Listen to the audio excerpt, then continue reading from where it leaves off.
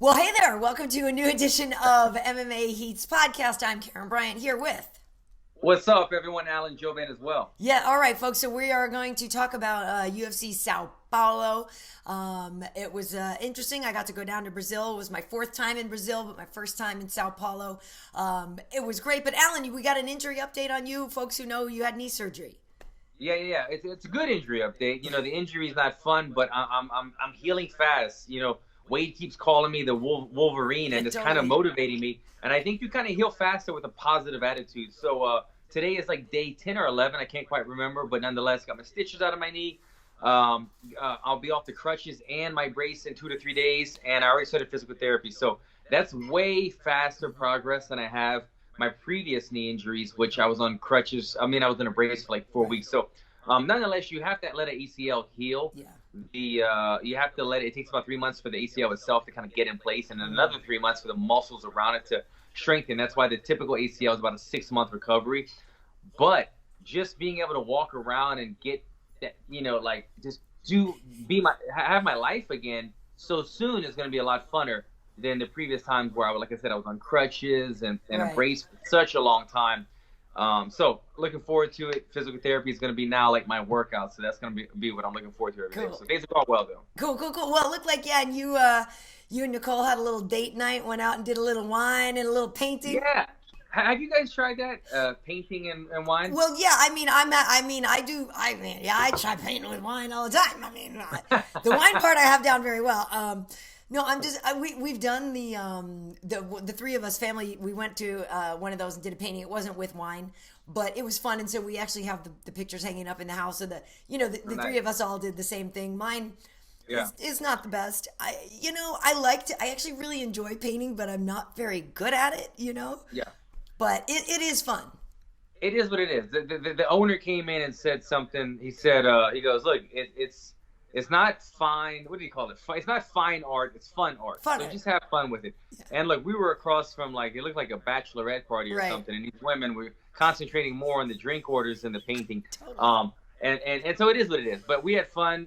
Did some painting, had some wine, got a little night out. Yeah. Me and the wifey. It was my first time kind of really doing something since the surgery. Right. And I was on my pain pills, mixed it with the wine. I don't know how I made my art piece come out so clear, but nonetheless, yeah, we had a good time. That's awesome. Yeah, yours got real impressionistic for a while, probably. Like, Yeah, I was like, That's awesome. That's awesome. Well, yeah, Sao Paulo was really cool. I didn't get to do as much exploring. Some of these cities I get to kind of go out a lot more. Maybe just because the yeah, way the timing I was there, I don't know, just where we were. There was some fun stuff nearby on Avenida Paulista. It's kind of the main drag there because Sao Paulo is like, I guess, sort of more equivalent to their Manhattan, right? If you're going to have one big city, so this was more of a city place. And Avenida Paulista, is one of the main things. So it was kind of cool. There's a lot of shops along it, a lot of businesses and things too. But on the weekends, on Sundays they close it off. So actually, I saw that. Yeah, Damien Maya was the one who was like, "Oh, listen, you have to go over there." He's saying it's really cool. They have street performers and stuff, and so I did go over there. People might have seen my stories. Was able to film things. So it was just cool. Every block you'd go to, there's a band playing, or there's a dance troupe going. There's this, that. There's people with carts selling, beers and stuff. There's street vendors. So yeah, that was pretty cool. And actually, on Friday it was closed off too, but that was just because it was a holiday. But the area we were in, it was nice. But you still.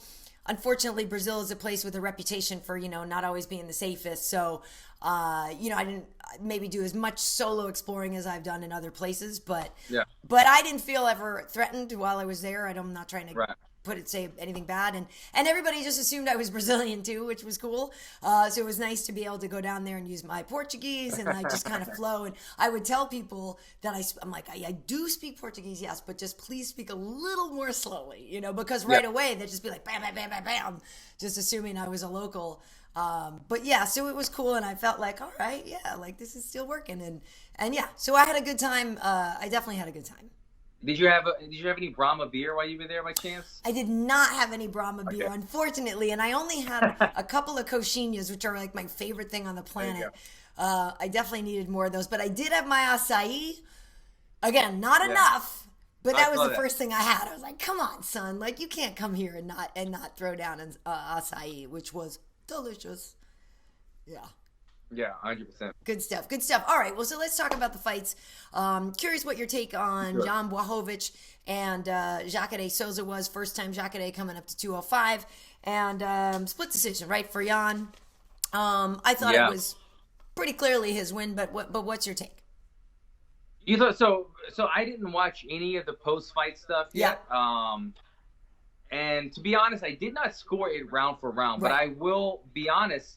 I went into the judge's decision thinking that this was a win for the other way. This You saw for Jacare, really? Okay. I thought Jacare had won this fight, and again, I did not score this round for round, but I thought that he won pretty much 1 through 3. You know, not too much action early on, but he was kind of keeping him against the cage.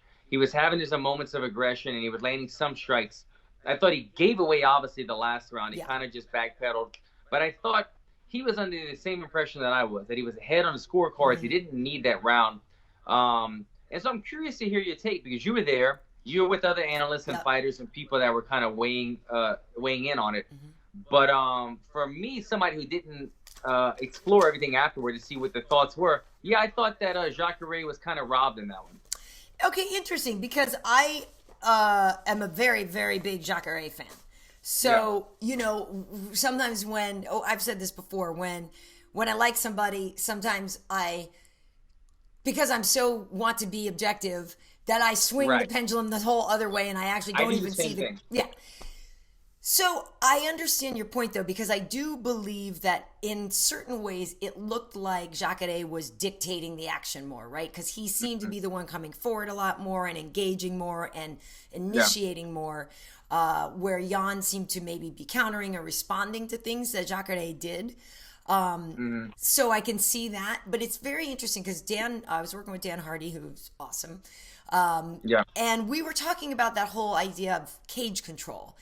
And that's a tricky one, right? Because, like I just said, it seemed like Jacare was coming forward and dictating and maybe saying where the action is going. But at the same time, he said, somebody with very good footwork and can actually be the one dictating, right? Because if even though it looks like I'm backing up, but if my movement, my footwork is making you actually have to chase me, so you look like you're coming forward, but it's actually because my footwork is dictating where you have to go, you could make the argument for control that way, which I thought was a very valid point.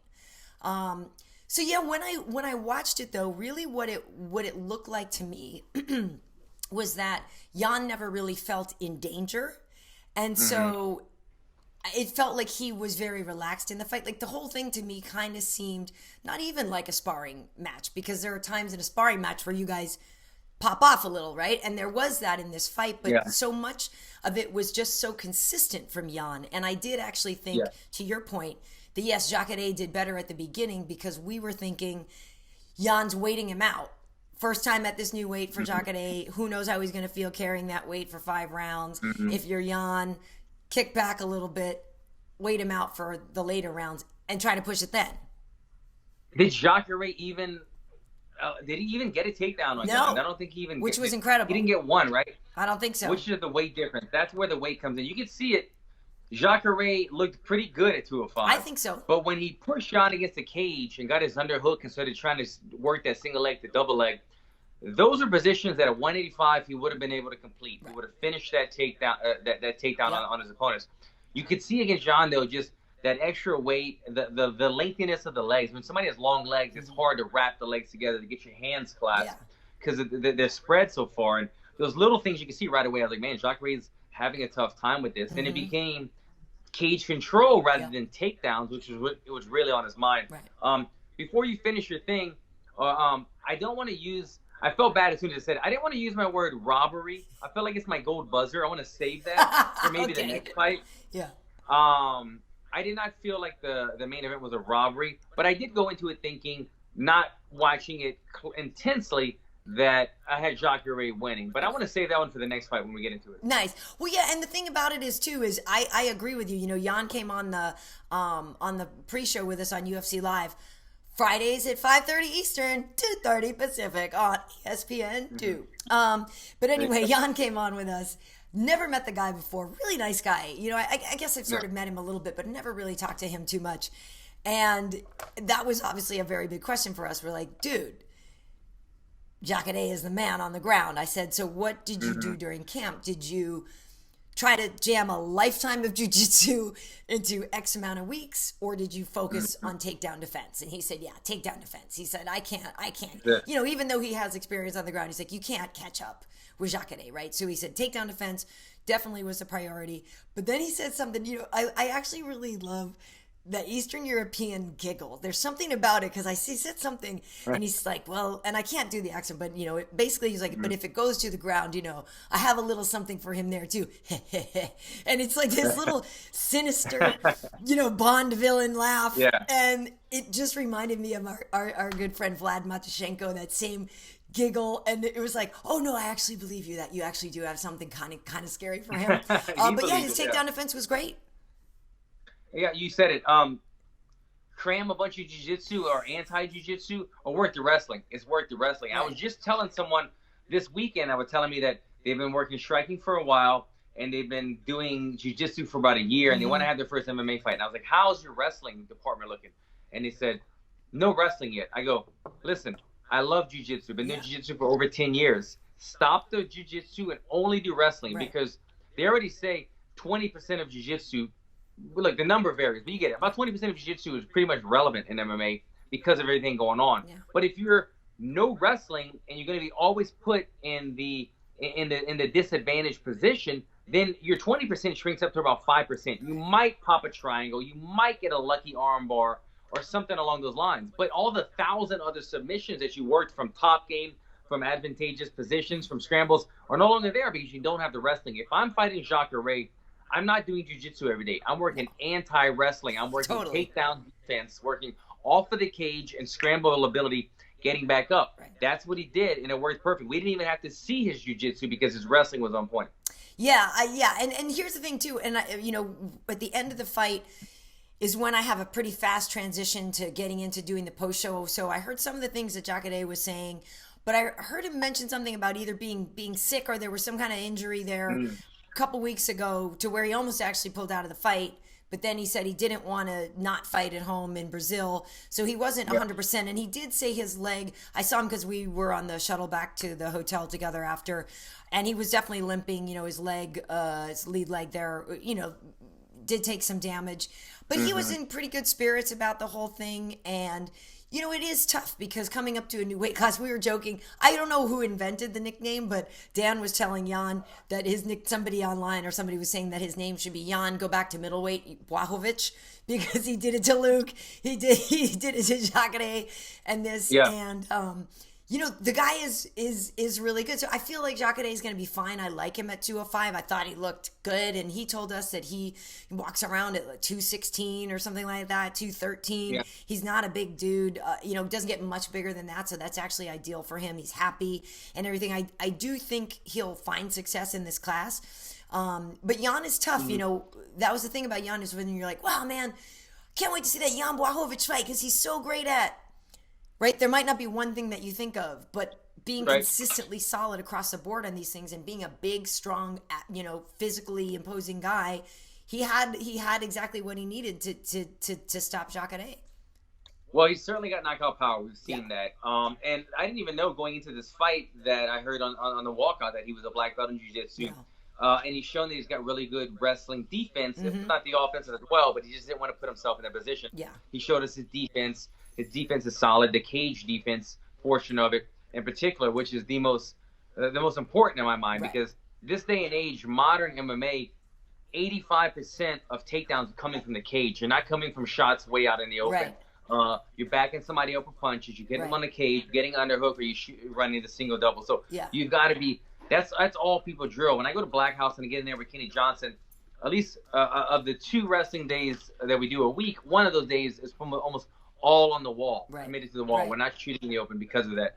What I'm getting at is it paid off. He's got that part of the game locked down. I would like to see in the future, though, you know, I know at the end of the fight, he was kind of speaking that he wants John Jones. He'd like John Jones in the future. Of course he does. Is he ready for John Jones? Probably so. Is he a good candidate for John Jones? Probably so. Does the victory over Luke Rockhold and Jacare, 280 fighters coming up in division, cement a worthy title shot. Not so much in my mind. What he did to Luke Rockhold, amazing. If he would have done that to Jacare, yeah, the hype train would have been a little bit more. Yeah. But Jacare is a beast. I'm not downsizing what Jacare does. But when an 85er comes up and is testing the waters of a new division, and you go to what I said was a close, could have been ruled the other way, Jacare's victory. I need to see a little more of an impressive performance as some of these other guys that he's competing against, like Reyes and them, who are putting people's lights out. Although that was against another 85er as well, and Chris Weidman. Right. Damn, these 85ers are just hyping up the 205 the bandwagon again, you know? Yeah, well, that was our thing. There was one graphic that I read about the guys coming up to 205, and Thiago Santos and Anthony Smith found more success there and actually earned title shots. Obviously, John Jones still the champ, so they were unsuccessful in their efforts at the title shot, but they found success and moved up and got to a title shot. But yeah, like you said, for Weidman, for Luke, and now for Jacare, not so much success yet right away. But I do think out of all of them, well, out of the three who haven't found success yet, I think Jacare can find success there, though. I didn't think he looked bad there. Jacare is, I have to be careful. Well, the only thing I would say, not to interrupt, is that the only downside is his age. Yes, okay, so that's what I was going to say. I have to be careful how I word this, because all of those guys, Rockhold, I mean, not Rockhold so much, but Rockhold, Weidman, Jacare, they're all, whatever their age is, towards the end of their career. But I feel like Jacare, in my mind, has taken the least amount of damage of the three. Chris Weidman is riddled with injuries, as myself. He's a guy like me. We've talked injuries numerous times. He's probably one of the few guys in the UFC that can compete with me when a list of injuries. Chris Weidman has a few of them. He's been in some battles. He has a chin, but it's been tested so many times that it's just a fact that your chin is never what it is every time you get knocked out. Rockhold still is healthy. I don't think he has the injuries, but with all due respect to Rockhold, I don't think his chin holds up anymore, because the times that he's been knocked out, they've been pretty brutal. And the problem with Luke Rockhold's knockouts, not the problem, but it's just he gets knocked out and he goes not unconscious, but like 5% of conscious, just enough to allow one or two more devastating shots. So you notice that when Luke Rockhold gets knocked out, he's just like in zombie mode enough for them to land one or two. And he always gets some bad damage when it probably could have been stopped, but it was just, not anybody's fault. Go to Jacare. Jacare, to me, still has the athletic ability, and he still has the chin, he still has the power, he still has the passion. But his age, he's probably the older out of all three of those guys. So it's a tough pick for all those guys. But I would say Jacare, I agree with you 100%. Will be able to find the most success in that division. It's just, it's a time thing going. He's losing time right now. He only has a couple years, if that, a couple fights maybe, to get it done at that division. Yeah, he does. And I know, Anthony Smith was injured. He should be coming back to action soon. Thiago Santos also got injured. He's on the mend as well. But I do think out of all those, Dom Reyes is the one who's going to get the title shot. That's the one John seems to be talking about. That's the one with the more buzz on his name. That's the only problem for Jan, and maybe this win over Jacare will help him. That's the only, I think, downside that he's got going, because I believe he was number 6 coming into this fight, is just that there's not a lot of buzz on his name. And while he is, I believe a former KSW champ and stuff, and for the Eastern European market, Jan is definitely more of a name. But when you hear people talking about that division, you don't hear his name too much. So I think he has a little more work to do to get that conversation about the title shot, because obviously John wants somebody that's going to put butts in the seats. And right now Dominic has more of that. But Jan is doing everything he needs to do consistently, just winning. And he was pretty funny. The people were wondering if his foot was broken, and he said, no, his foot just always looks like that. I was like, dude, what? That's me, man. I always bring dress shoes for the post-fight and never get to wear them because my feet are so swollen. You kind of answered my question, and I don't know the rankings right now, but I'm going to give you 4 names, Karyn. I'm going to ask you to give me the order in which these guys should maybe be moving up the ladder to fight John Jones. Okay. So we have Dominic Reyes. We have got Jan. We just saw what Jan did this weekend. We have got Corey Anderson, who's coming off of a big knockout of my number 4, Johnny Walker. These Right. are in my eyes. I'm probably forgetting someone. I don't have a list in front of me, but these are kind of the 4 guys contesting for that number 1 Right. shot. I think you answered my question, but who do you have? Is Reyes your number 1? And if Reyes was injured, who do you think should be filled in for number 2? Yeah, my list would probably be Reyes, Corey, Jan, Johnny. That's my list. Very good. Johnny was at the fight. Yeah, like but it. I think because Corey's been around a long time, and that win over Johnny was very impressive. The only thing that's tough with Corey is, and he seems to be getting it right now, but he's been up and down, and there's been times when he just didn't fight smarter. His game plan wasn't great. And he has all the ability in the world, but remember, and we're going to get to Shogun in a second, but Shogun coming into this fight had won 4 out of his last 5, and Corey Anderson was one of the guys he beat, know. So I think consistency-wise, although Jan I have my papers here, I think it's probably would be Don, Corey, Jan, but yeah. But I like that list because Corey's kind of a safe bet in terms of he's pretty he's inconsistent, but he's consistent with inconsistency. And what I mean by it is he's like a guy that like wins 3, loses 1, wins 3, loses 1. That's kind of his wave in UFC. And it happens with every UFC fighter. Some guys have the X factor. Johnny Walker, he has an X factor where he can go in there and possibly beat Johnny Walker, John Jones, excuse me, because of his style and because he's got that swagger and everything about him. Right. He happened to lose, but he's the guy that can come in and just run shop on a lot of people. I think with Corey Anderson knows that he's due for a loss. And I don't want to say that I really like Corey Anderson. Yeah, he's a good guy. And I root for him. But he knows that, he's been doing well, and he loses now and then. Yeah. And so that's why he's lobbying, I believe, so hard for this John Jones fight. He's like, look, I'm at my 3-fight win streak again. Let me go. The iron's hot. Let's strike out. Because what are you going to do? You're going to feed me to Dominic Reyes or another guy, and I'm going to possibly get an L, and then have to work my way back up to this hot seat again for 2 more years. So I kind of feel for Corey Anderson because I know what it's like to work your butt off, and you have to go when the iron's hot. But I agree. He doesn't have that much sizzle to his name. He did help it. He did help it a lot with the knockout over Johnny Walker and the trash talking after. I was digging it. And man, he was really rubbing it in Johnny Walker's face, but I was really digging it. But yeah, I think Dominic Reyes and some of these other guys are a little bit more of a hotter prospect in terms of wanting to see what they could do against John Jones rather than Corey Anderson, who we've seen kind of have his highs and lows in the game. And I also have seen I don't know if all that grandstanding after the win over Johnny, like if he had said something to Dana or something, like Dana seemed to be a little bothered by something Corey said or did to where, I don't know that he would get next. It does seem, and like I said, Dominic is the one that John is even talking about the most. That's the one he seems to be setting up to be the next guy. I have never understood this, Karyn. When guys battle with the UFC brass. Why would you do that? Why do you do that? I don't understand. Conor McGregor is one of the few people that we've seen be able to do it because he knew his leverage in this situation. We need Conor McGregor because he's going to sell X amount of pay-per-views. He demands X amount of numbers, but it's a guaranteed business decision. It's a guaranteed smartest business decision. You're not going to get a lesser person in place of him. So Conor McGregor is going to say what he has to say because he knows his leverage. He knows his self-worth. But underneath Conor McGregor, we have stars in the sport, but there's not a lot of guys that could just say what they want.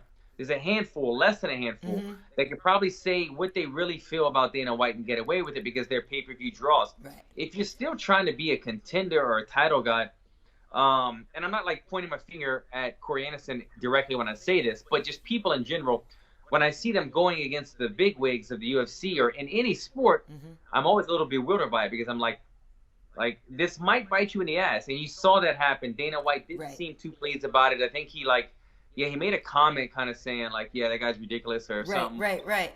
Responding to it. And I think it kind of, it took the wind out of his sails that he had done with a beautiful fight and all the trash talking that they needed the sound bites to build the fight. But then you say the wrong thing and Dana White kind of makes you irrelevant right away. So guys need to watch what they're saying. This is the UFC. We're not we're not making $40 million like Canelo or something yet. We're all trying to get to the top as well. But to your point, that badassery that Corey showed after the fight with the put this and that, and he ended up getting fined $10,000 or something because he ended up pushing the ref on his way over to talk smack to Johnny, and so he got a big fine after that event. And yeah, I think it was 10 G's. Oh my god! Because you can't touch a ref, But it might have actually gave him a little more street cred, right? So it may not have been the worst thing for him. But, I want to, before we move on to the co-main event, there was actually a question that is relevant to this because it was a split decision win for Jan. Somebody wrote in Jas Johal, or Jas Johal, I don't know how to pronounce the name, on Twitter. He said, how much does a split decision loss motivate you or set you back mentally knowing you were so close to winning? So what do you think about that? First of all, thank you for that question. That's actually a well thought out question. Yeah. It's not a lot of the crazy questions that we get. I really enjoy that question. I think it does a lot to answer your question. Let me use myself for an example. For sure. Because it's just easy.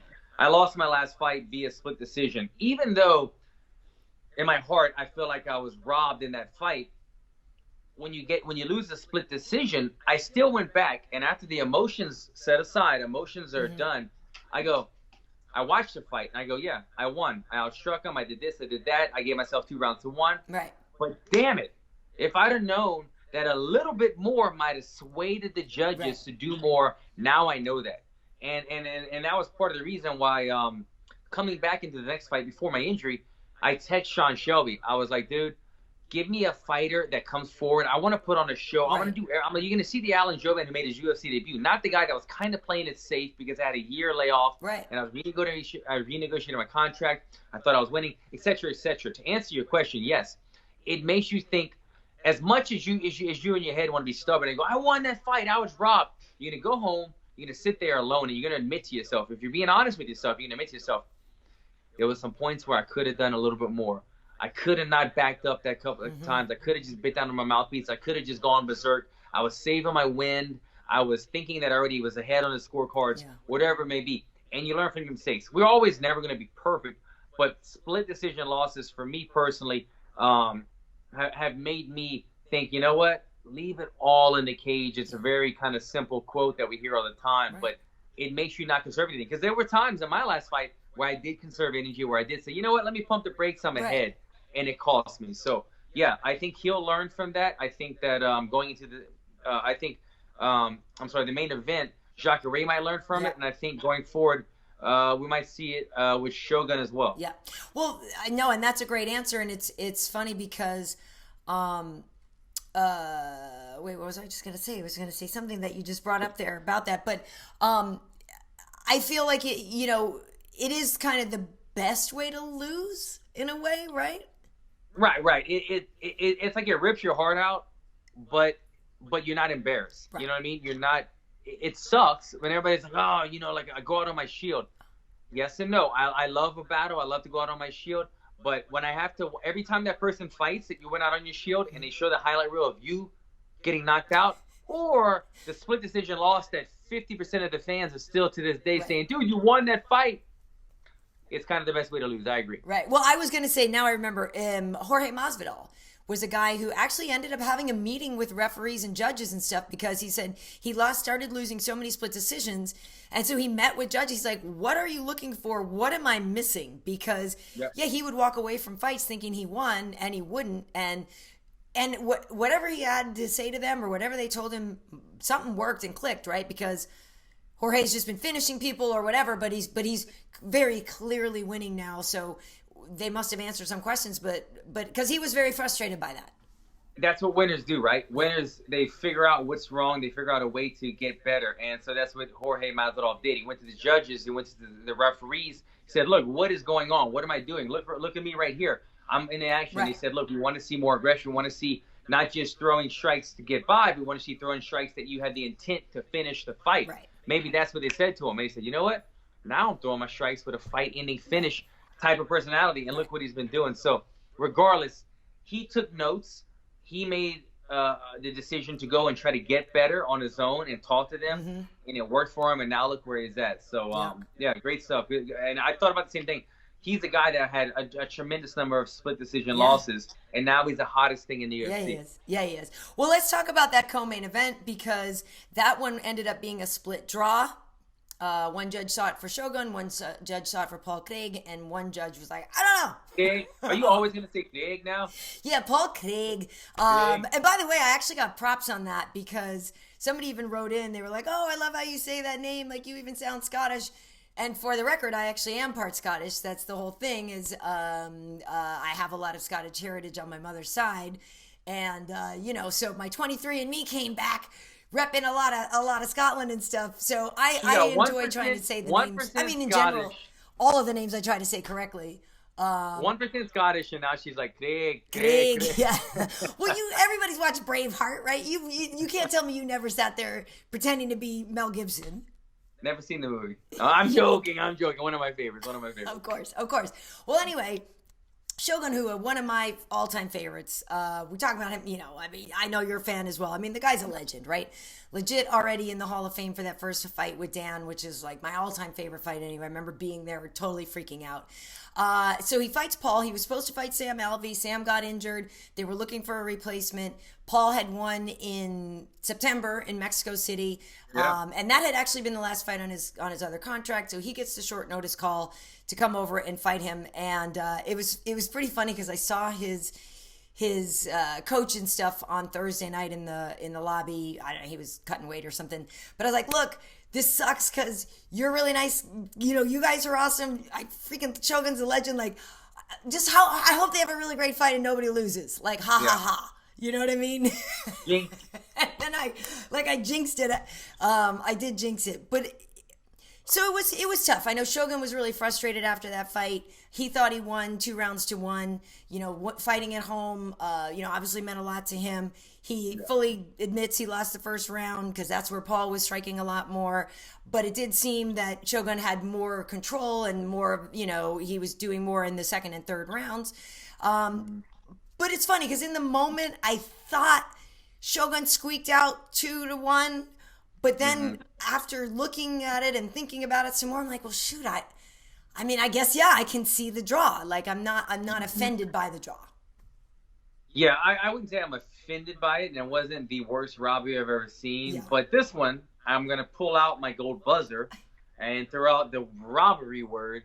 I feel he was robbed. Yeah. It was very clear that Craig won the first round. Yeah. And to me, it was pretty clear. Not as clear as the first round for Craig, but pretty clear. Right. And at rounds 2 and 3 went to Shogun. He got the takedowns. He got the ground and pound. He's going to control the fight. The problem with it is when you're standing there at the very end, Karyn, you're looking at both men's faces. And Craig doesn't have a scratch Not on a mark. him. Shogun has been through the freaking batting, the batting cages. Yeah. It's tough. And I go, shit. Shogun won those last 2 rounds, but look at his face, man. Craig wasn't marked up at all. Yeah. Damage scores highly, but look, I know damage scores highest in the round, but we still have to judge a fight round by round. Right. And if the majority of that damage on Shogun's face was absorbed in the first round, the second and third round, he didn't really land too much on Shogun. Shogun was landing stuff. Shogun was taking him down, and he was doing ground and pound, doing things, but Craig did a nice job of being able to just kind of deflect it and ricochet it, and things were hitting to the body and the shoulder and the back of the head. And so Craig didn't really get beat up, but he was still controlled. He was still taken down, and he was still kind of beat on, although he didn't really get damaged or hurt, if that makes any sense. Well, right. That's the whole thing. He took 0 damage, like zero damage at all. And so that's what I'm saying. Like when you, just exactly what you said, in the moment, I was like, oh, it seems like Shogun's winning the second and third rounds. But then overall, when you looked at him, Shogun came up to the desk with us. His face was beat up and stuff. I mean, he was clearly the one who had more damage inflicted on him. And while Paul was definitely on the canvas a lot, he wasn't taking that much damage, like you just said. A lot of those things weren't necessarily landing.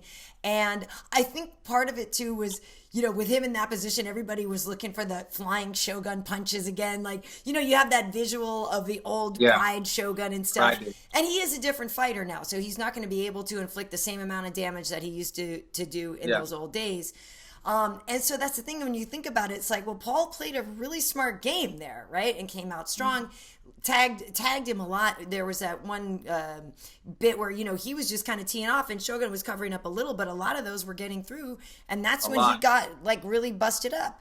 So I definitely see that argument. And so I'm, you know, like I said, in the moment, I definitely thought, you know, especially, you know, you're in Brazil, I was like, if they're gonna, you know, they're probably gonna give it a Shogun 2-1. But then the thing is at the end of the third round, right, Paul turned it around, ended up getting a takedown on Shogun 2. And so then, you know, sometimes as they say, you steal the round, it's the last thing there. Yeah. So the great thing is they actually talked about doing it again. Interesting. Yeah. Before we get to that topic, I just want to touch on it one last time. If that fight would have been wherever Paul Craig is from, I feel like they still should have given it to Shogun. I thought Shogun still did what he had to do. It wasn't a lot of damage, but you look at it, he won the fight. He you know, when you look at position-wise and who was winning this battle, that battle, this battle, Shogun won the battles, second and third round. Right. Being, like you said, in Brazil, Shogun just getting in the Hall of Fame. Yeah. All these things that are leveraging Shogun's victory, and then they give it a draw. I was shocked. I was really shocked. I wanted to know who these judges were. Are they brought in from other places? What were we looking at? It was very shocking. Like I said, it wasn't the biggest robbery I've ever seen, but the factors lying aside, going into this fight in Brazil, and Shogun, who is a legend, I was blown away by it. If they want to run it back, you know, that's kind of something for them. It's not like it's a must-see for me. It wasn't the most, you know, and I'm not trying to be negative, but it just wasn't the most entertaining fight stylistically. I was impressed with Paul Craig's stand-up though. Yeah.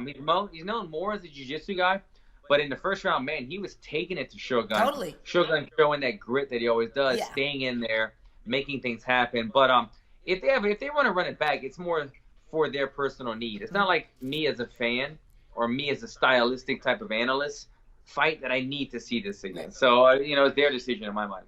Yeah, well, actually, Our City Coffee, that's a question that they wrote in on Twitter asking if we think the two of them should run it back. And the reason I say yes is because in the post-fight interview, Paul was getting a little spicy. Like when he was talking, you know, so he was saying something like, Shogun only wanted, you know, somebody like Sam Alvey or somebody, you know, like easy to beat, and he didn't want a challenge. Wow. So I actually really liked that Paul was kind of talking it up a little bit and getting a little spicy. Had he been drinking yet? Was he already drinking? I don't know. He's Scottish. Don't they have like whiskey? Don't they have like a side thing of whiskey at all times? Because I've seen that he gets a little, he's kind of like the most interesting man in the world once he's had a couple drinks in him. And I like that side of him. Yeah, no, he's actually a very entertaining guy. I've worked all his fights this year, so I've seen him in the hotel lobby bar or, you know, whatever on the way out. Yeah. And I agree. The whiskey is I think part of his life there. But I like that because I don't know if, you know, that's not something we haven't really heard as much from him before, right? Mm-hmm. And having that kind of situation, that would bring it out. And so he was saying this and could talk it up. And so he had said something, because there is a rumor about a show in Glasgow next year. And, you know, we could run it back there since they fought this time in Brazil. What if they did it in Scotland? And Shogun was like, yeah, he was okay with it. And he said, you know, we were asking, he had a statement saying he was only going to fight 2 more times. And he said, well, that's what my wife wants. You know, I don't know if it's only going to be 2 more for me. Yeah, Shogun was saying, he's like, I said, is it true you're only going to fight twice more? He said, well, that's what my wife wants. I don't know if that's really going to be the case, because I think he might actually have 4 fights left. And Paul just re-upped for a new 4-fight contract. So I don't know. I mean, maybe they'll run it back. It would be interesting to see what adjustments they would maybe make and what either of them would do to be more decisive. But I will say that fight, I think, lifts Paul's stock, which I think is a good thing.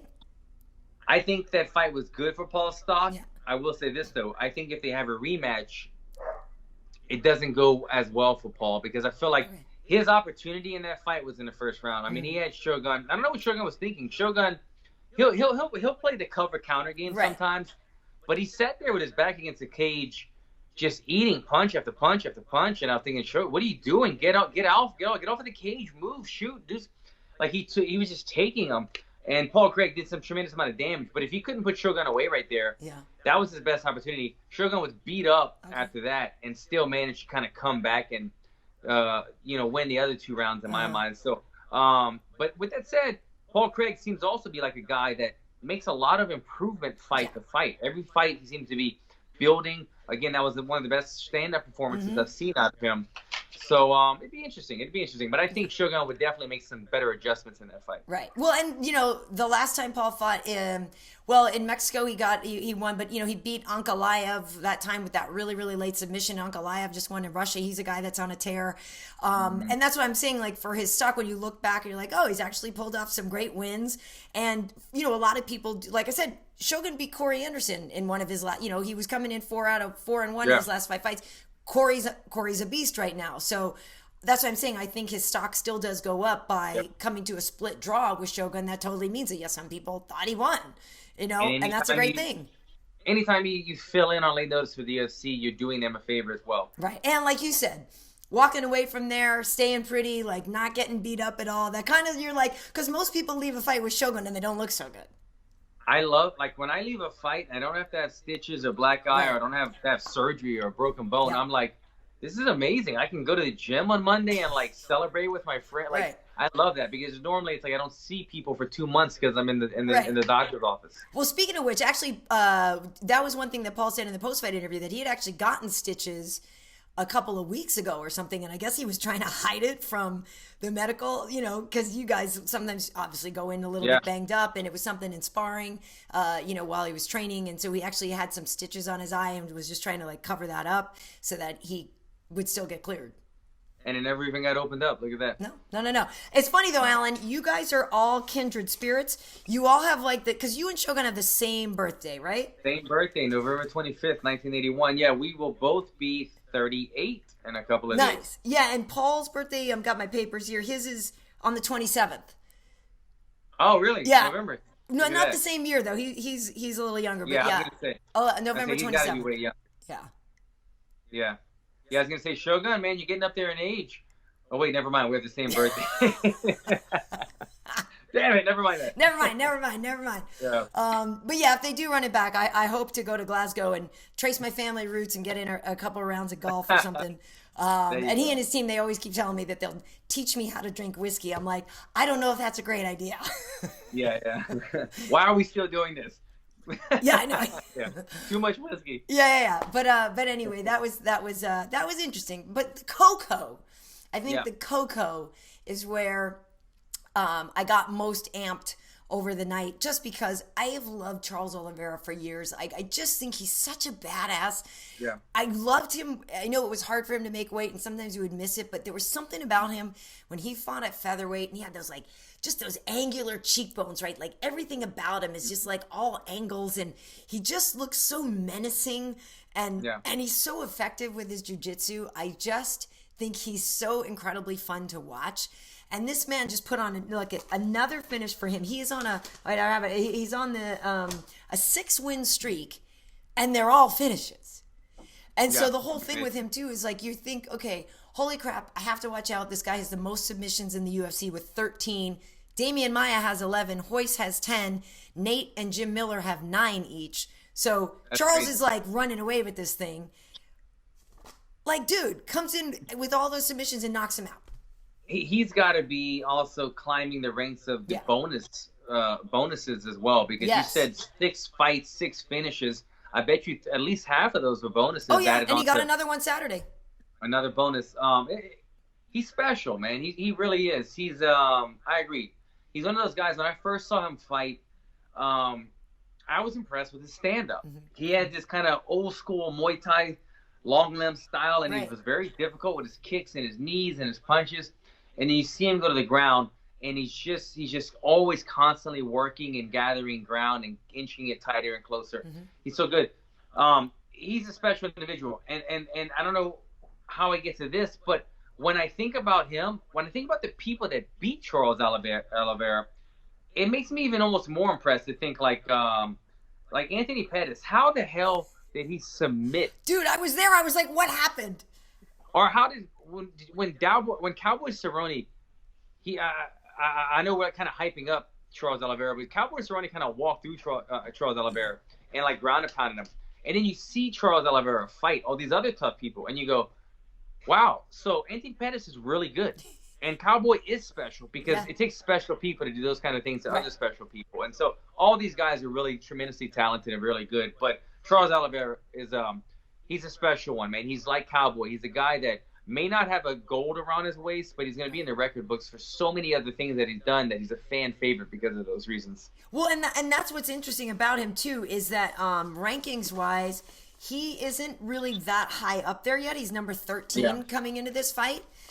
But when you look at, I mean, he was beaten by Paul Felder, and so that's not necessarily a fight that he wanted to fight again. But when we looked at the rankings, for different options, like think about Charles Oliveira and Dan Hooker. Yeah, fun fight. Right? I think I felt like I saw Ali or somebody tweeting that recently. Oh, Like, really? like that would be a good fight. Yeah, or somebody was talking about that, but that'd be a real fun fight. I think that would be really great. But in the octagon, he mentioned Conor, and of course everybody calls out Conor and whatever. I don't think Conor would really want that fight or take that fight. But one thing I did say to Charles when he came to the desk with us and stuff, like, there is something to be said for what would happen if he and Khabib fought, right? Because he clearly doesn't mind being on the ground. Yeah, but I think this is one of those situations where you can't ever put it past Charles Oliveira. And look, Dustin Poirier had a very tight, very close guillotine against Khabib. Mm-hmm. But I feel like this is one of those situations where wrestling would dictate the fight. Khabib would take Charles Oliveira down and nullify a large part of his jiu-jitsu. Yeah. But damn, he's got such long limbs, Yeah. and he's so good at it that, okay, so if you swap out Charles Oliveira's body and Dustin Poirier during that fight, and it was Charles Oliveira's guillotine, Right. would have it have been finished? I mean, and look, taking nothing away, Dustin Poirier has a good guillotine, but Charles Oliveira is a little bit higher of a black belt and a little bit longer arms. That could have been he could have choked out Khabib right there, and he would have been a champion. So you really never know when you have special fighters like that. Yeah, I don't know. I just love that he's on this tear. I think he's so exciting to watch, so much fun. And, he's finally now just given up on going back to featherweight because, he missed weight and he came up. And then for a while he was still talking about wanting to go back down there. But now he's starting to really understand, that this is really where he should live. And the thing is we got to let, obviously give Jarrett some props too. I mean, Jarrett Gordon is a really tough guy. He's not a guy with a name that everybody's like, oh my God, I got to, I know all about him. But he went into Minneapolis and played spoiler and took out a local guy there. He's a really tough guy. And I'd actually spoken to our mutual friend Bilal before the fight about it. And he said, just was talking about what solid work Jared was putting in and how he was going to surprise people and all this. Like, he's good, So we shouldn't just say that it's not like Charles just is steamrolling easy people. He's given tough opponents, but I do think at this point, we got to set this guy up to help him climb the rank more and get to a title shot.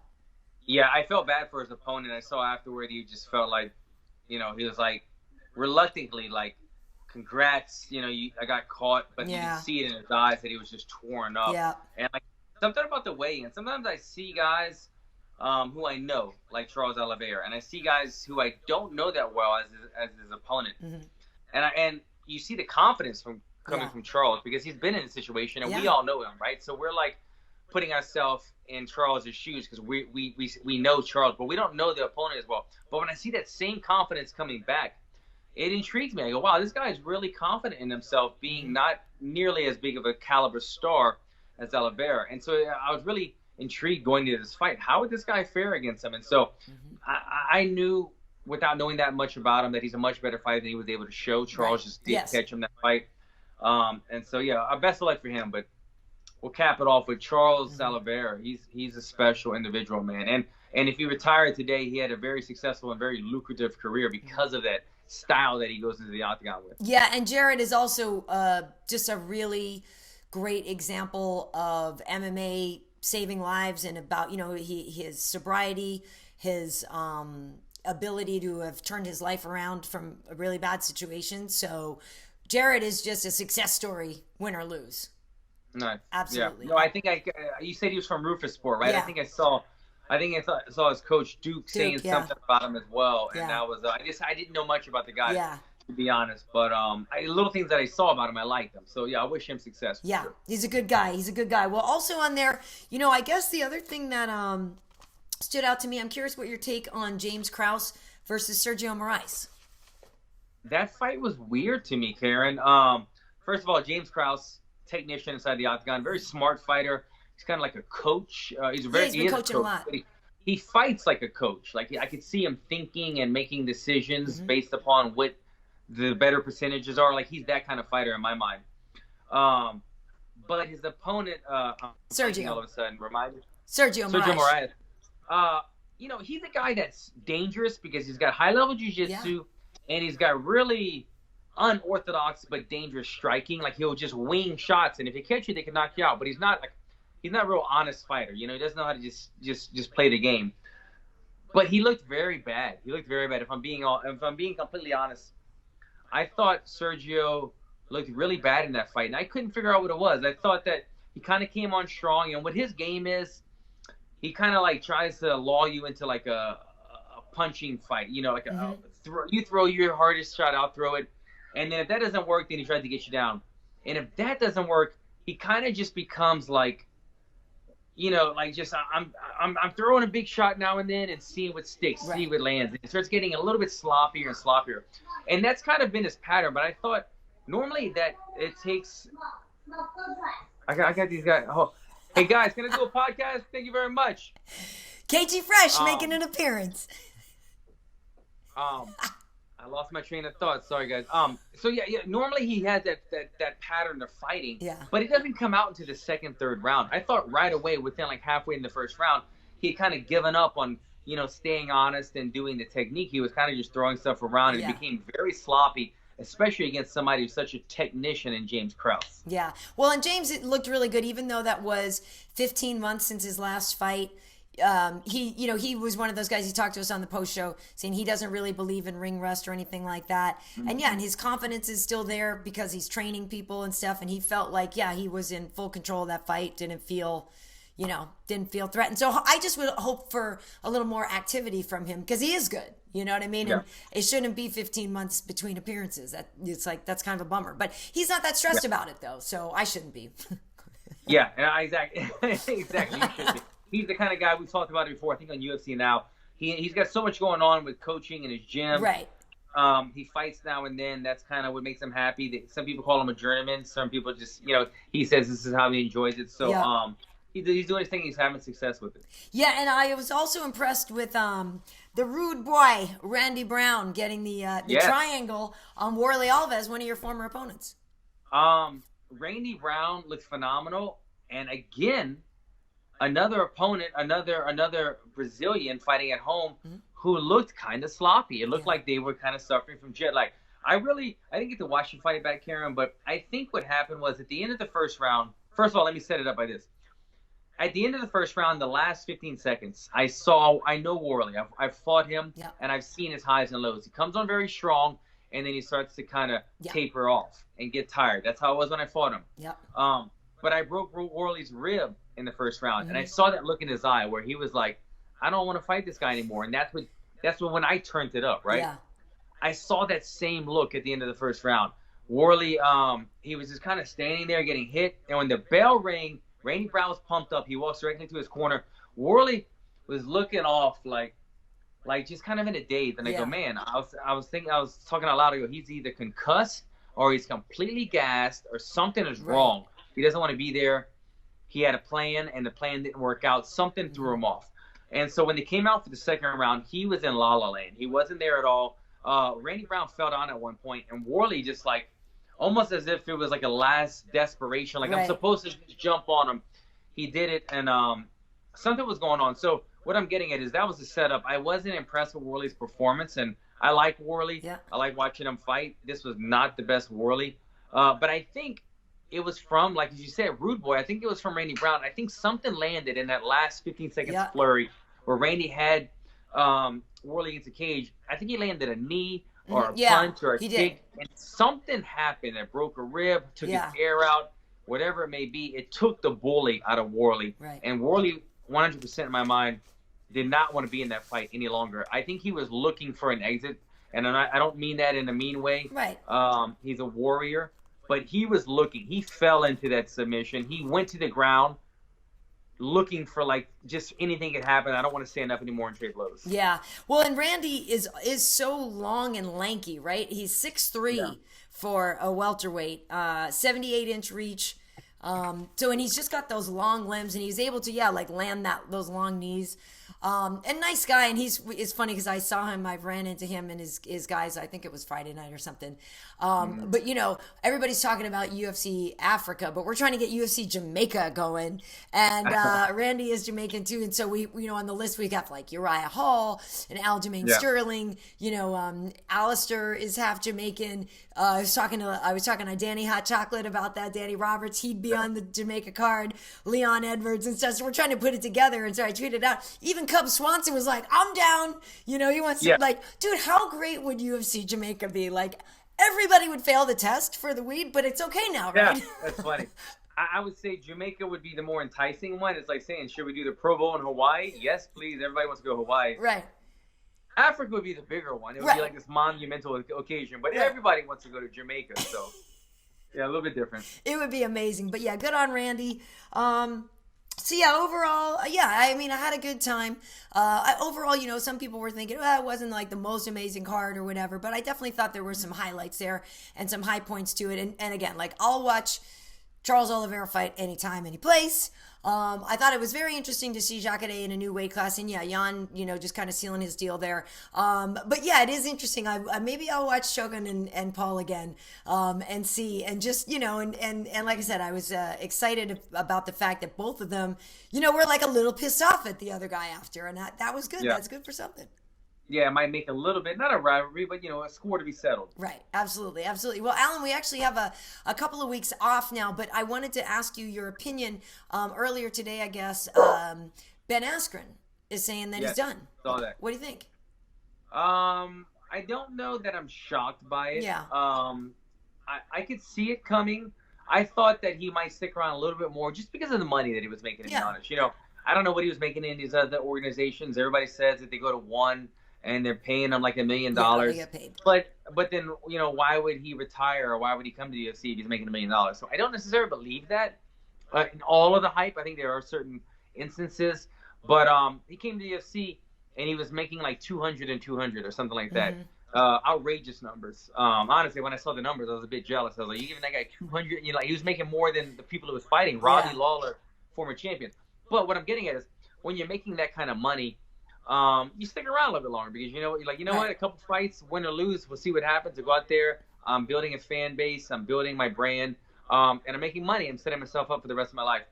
But I think that him seeing where he's at in his career, I don't think he was in his peak when he came into the UFC. I don't think he was in his prime.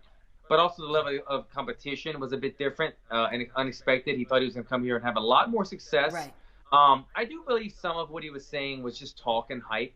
But I do believe that he thought he was going to come here and kind of run through the division. And he was kind of a rude awakening. But, yeah, man, it's a tough one, because when Ben came in the division, he called out the welterweight division.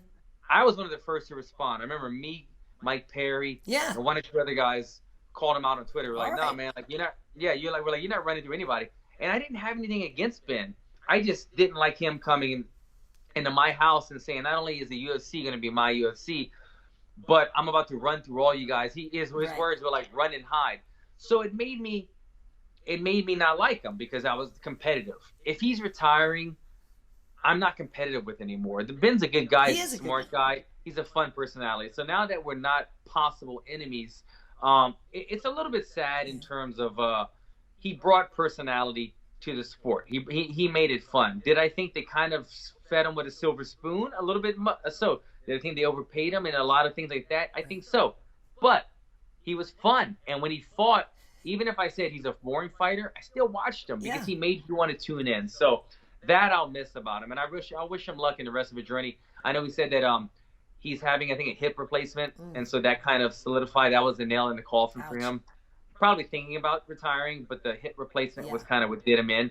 And so, look, I'm a guy that's dealt with injury my entire career. I wish him the best. Definitely for health and everything. And I believe he's built up a good school and everything. He's a really good coach, and I've heard him coaching kids in wrestling. So he always has that to fall back on. So that'll be good for him. Yeah, I like him. He's a fun guy, like you just said, and like he does add something to the UFC. Yeah. He's a fun personality, Funky Ben. He's fun to have, at the desk with us sometimes, interviewing him. But when you come over the way he did, he wasn't going to get any easy fights. So you get Lawler, you get Masvidal, you get Maia. Like, you're not going to get any walks in the park. So it's like when you come over the way he does, it's like Conor McGregor. Conor McGregor's funny when he's belittling people, right? Unless the person's you that he's belittling. Then you hate Conor McGregor. Hate him. And so that's how I felt. I was like, oh, this guy's kind of funny. And then he's like, oh, you little welterweights running high, you little... And I was like, yo, this ain't funny no more, man. That's so funny, yo.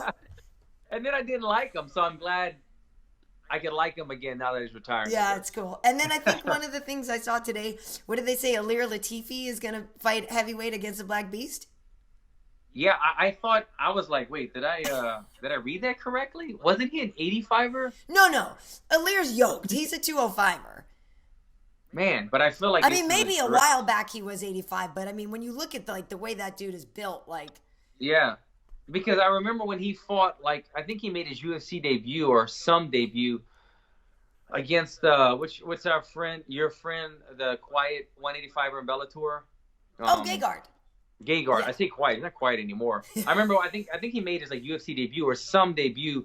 The first time I saw Latifi was against Gegard, and I thought that was a 185. Yeah, it might have been. It probably was. Yeah. He's definitely yoked. But yeah, to go up and now he's fighting the Black Beast. That's I don't know if that's a good fight for him. Don't know if that's gonna work out well.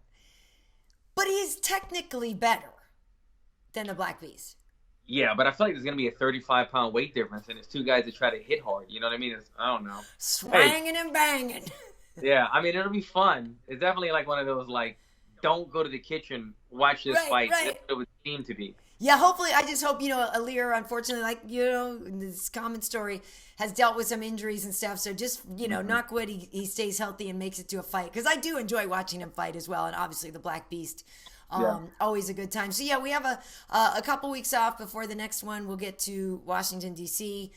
So we got plenty of time to talk about that in the future. But Alan, you and I tomorrow are doing UFC Now as well. Well, I don't know why I got the finger guns out. It's because we're gonna be firing shots at the the new guy. Who's our guy? Marvin Vittori is gonna join us for the first time. Yeah. Yeah, I rode with him at one of these UFC events one time. Big, strong, 85er fighting out of King's MMA. Nice guy, super nice guy. Yeah. But we're going to have to pick on him a little bit tomorrow. Oh, he's definitely getting hazed. He was the first one to take Israel Adesanya to a decision, all 3 rounds at that time when we were in Florida and stuff. So, and he won his last fight, I believe, right? So, out of King's MMA. And yeah, we'll definitely be hazing him. So after we're done here, I got to hit up my boy Benil and try to get some dish or Verdum or something, and try to get a little something, or Hoffa. I'll hit them up and see if there's something I can haze them with. It would be kind of fun. But yeah, we'll be, I think, cranking out a couple of episodes of UFC Now tomorrow. People can always look for those on Fight Pass. And for this, if you want to listen to MMA Heat podcast as an audio download, just go to MMA.audio. For me, I'm KB Heat on Instagram, Karyn Bryant across the board everywhere else, and we also have MMA Heat everywhere. Alan, where can folks find you? Alan Jouban across the board. I keep it simple, guys. Make sure and follow. Awesome. All right, folks. Well, thank you so much for joining us. Much appreciated. And just thanks. Tell your friends. Take care. Yeah. Thanks for the questions, guys. I enjoyed this. See you next time.